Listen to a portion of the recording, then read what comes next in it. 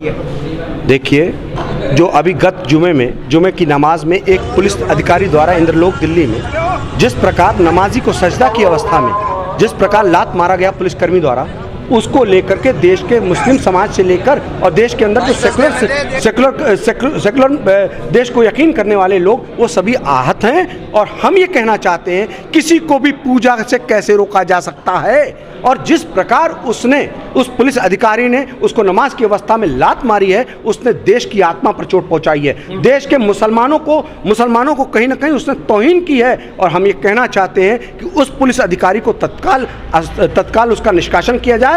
और क्यों, ये देश सभी धर्मों का है। जब सभी धर्मों में के धार्मिक देश है और 90% लोग करीब यहाँ पर धार्मिक हैं और लोग सड़कों पर अपना कार्यक्रम करते हैं, उसके बावजूद उनको नहीं रोका जाता, तो एक नमाजी के साथ ऐसा दुर्व्यवहार क्यों? तो हम ये कहना चाहते हैं, कहीं ना कहीं उस पुलिस अधिकारी के पीछे ऐसा लगता है कि सफ़ेद पोश लोग हैं जो इन्होंने ये काम कराया है चुनाव से पहले। और हम ये साफ करना चाहते हैं, ये इस बात को ये हिंदुस्तान नहीं सहेगा, नमाजियों का अपमान नहीं सहेगा हिंदुस्तान। हमने स्पष्ट मांग रखी है कि इसके अंदर उसका निष्कासन हो और उसको यूएपीए के अंदर उसको गिरफ्तारी हो और उसके अंदर उसके खिलाफ जो देशद्रोह का मुकदमा चले। और उसने जिस तरह से देश के अंदर सांप्रदायिक सौहार्द बिगाड़ने का प्रयास किया, देश के अंदर अशांति फैलाने का प्रयास किया, उसको तत्काल गिरफ्तार कर उसको आजीवन जेलों में डाला जाए। इसके अलावा अन्य जो पुलिसकर्मी हैं जो इस घृणात्मक सोच के हैं, जिस घृणात्मक सोच से वो भरा हुआ था कि एक मजहब के खिलाफ उसकी घृणात्मक सोच दिख रही थी, तो सारे पुलिसकर्मियों की जांच भी होनी चाहिए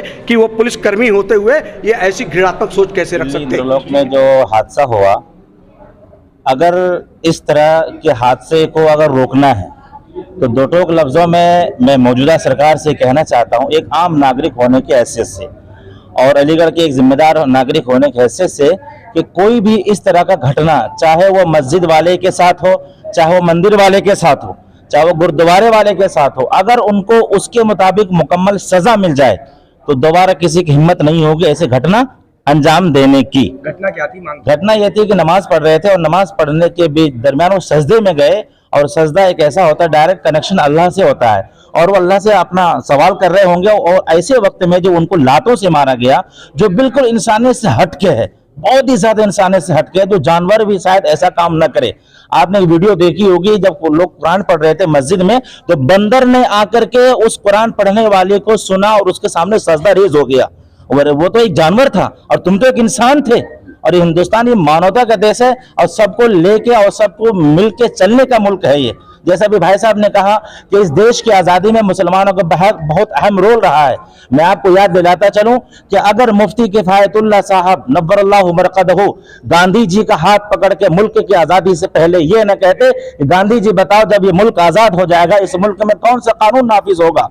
तो जब ये मुल्क आजाद हो गया तो मुफ्ती किफायतुल्लाह साहब के कहने से इस मुल्क में गांधी जी ने सेकुलर को कानून नाफिज किया, यानी जमहूरी निजाम, चाहे वो हिंदू हो, सिख हो, ईसाई हो, किसी भी धर्म का मानने वाले हो, सबको उसके धर्म के मुताबिक मुकम्मल फ्रीडम के साथ जिंदगी गुजारने का अधिकार है।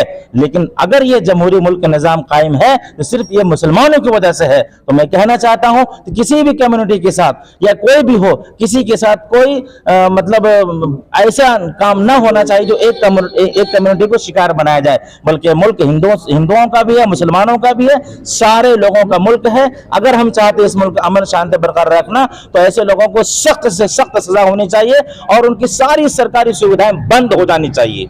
ये मेरा मांग है। किसको विज्ञापन दिया है? राष्ट्रपति साहब को ये विज्ञापन दिया गया है। मांग पूरी नहीं होती, अगला कदम क्या होगा? अगर मांग पूरी नहीं होती है तो बड़े का जो आदेश होगा उसके मुताबिक हम लोग अपना कदम उठाएंगे। क्या नाम है, क्या परिचय? मेरा नाम मुफ्ती मोहम्मद अकबर कासमी है, मैं जमीयत उलमा अलीगढ़ का अध्यक्ष हूँ।